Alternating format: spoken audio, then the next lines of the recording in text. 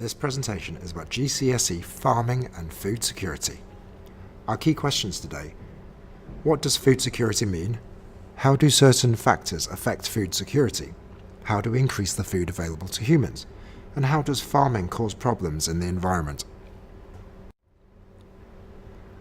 The majority of our food comes from sources like cereals, meat, and fish. Food security is defined as 1. Having enough food to feed the world population, and number 2, having foods that provide the correct nutrition to enable people to thrive. The factors that affect food security. As the human population is growing, we need to think about ways of increasing our food supply to match the demand. Also, we need to think about ways of making our food of a good quality so that it feeds our growing population. Most of the human population growth is within developing countries, and as the populations increase, then their diets tend to change. The wealthier a country becomes, the more meat and fish is generally consumed, and so we need to think about food security. In areas that are very poor or have areas of high conflict, then food security is a very big issue. Climate change is another factor. As the global temperatures have risen, some species don't do so well, but other species will thrive. One example is midges. Midges are a vector for a virus, and this virus causes blue tongue disease. Now before, blue tongue disease only affected cows, but now blue tongue disease is spread to other cattle species such as sheep because the temperature has risen so that the midge, which were previously killed by colder temperatures, are able to survive and spread the disease to other species. Another adverse factor is the competing industries. A lot of people argue that we shouldn't be growing plants for creating biofuels because biofuel cropland takes up a lot of valuable land which could otherwise be allocated towards food growth. Now let's compare the following two pictures. On the top is a normal intensive farm. It's designed so that the land has been cleared to grow a monoculture of crops to ensure that the quality of the crop remains the same throughout the farm. It's easy for machinery to harvest large amounts of food. One of the disadvantages is that it creates very low biodiversity. And if we compare it to the picture at the bottom, there is a very high biodiversity. This is an advantage because if you have high biodiversity, it is able to withstand sudden changes in the environment, such as temperature change, pest invasions, disease, and drought. Let's not also forget that areas of high biodiversity support a large number of food chains and food webs and provide microhabitats for many animals. Farming is not good for the environment because it reduces biodiversity. There are some improvements to farming which we can use to help us increase our food security. How can we increase crop yield? Imagine you have a field of lettuces. List what abiotic and biotic factors that may affect your crop growth. Pause the video and then unpause it to reveal the answers.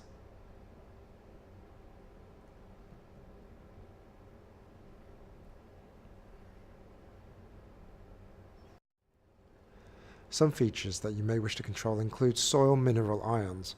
The soil mineral ions such as nitrate, phosphate, potassium, magnesium or calcium can be applied using these artificial fertilizers. Also, instead of artificial fertilizers, one may use animal waste, and animal waste is usually used because it's high in nitrate. Another way of fixing nitrogen into your soil would be using nitrogen-fixing plants. Nitrogen-fixing plants are associated with bacteria on their roots, and what they do is they fix the nitrogen dioxide gas in the air into nitrogen compounds which can be used by the plants in the soil. The soil structure is also very important. The porosity, or how many holes there are in the soil with all the air gaps, will also affect the plant growth. Waterlogged soils don't do very well because the plants cannot get enough oxygen to their roots, which need oxygen for active transport to transport mineral ions for good growth. So the soil structure has to be maintained by techniques such as tilling, which is where you dig up the soil before you plant. Soil pH can be adjusted by adding compounds that will change the pH of the soil, like lime. The amount of carbon dioxide, light and heat can be maintained using enclosed greenhouses or polytunnels. This way, the carbon dioxide levels can be monitored, the light can be turned on all day through artificial lamps, and the heat can be kept so that the plant is able to work at its most effective and the enzyme reactions can happen at their optimum. So why do we need fertilizers on farms? Well, the fertilizers provide compounds such as nitrates, ammonium and ammonia, and these will promote plant growth. By adding fertilizer to our plant, we can increase the plant growth and so increase our yield.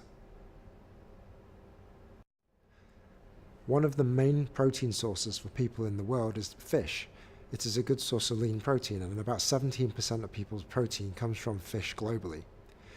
However, as the world population increases, we're going to face an overfishing population where the amount of fish in the ocean, the fish stock, become so depleted that not enough fish are around to reproduce fast enough for our appetite. So the solution to this may be that we go towards fish farming. This is already an established practice in many parts of the world.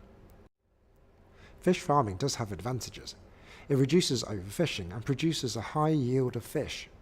The fish are able to grow faster and are better fed, and they are protected against predators and diseases.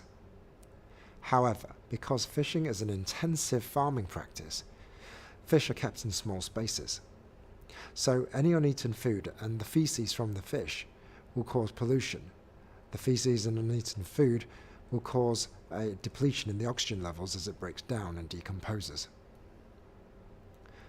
Parasites and diseases can spread easily in the population because the fish are in such close contact with one another, and so therefore, as with any intensive animal farming practice, there is an overuse of antibiotics to keep the fish healthy. Here are some other farming problems. For each of these points, see if you can work out what the consequences will be. Pause the video to make your decision, then unpause to reveal the answers.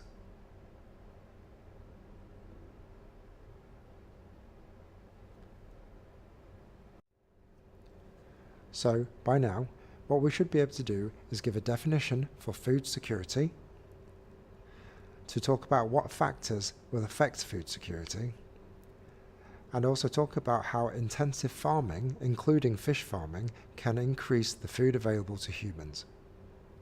We should also be prepared to talk about how farming can cause problems such as pollution in the environment. Thanks for watching. Good luck on your studies.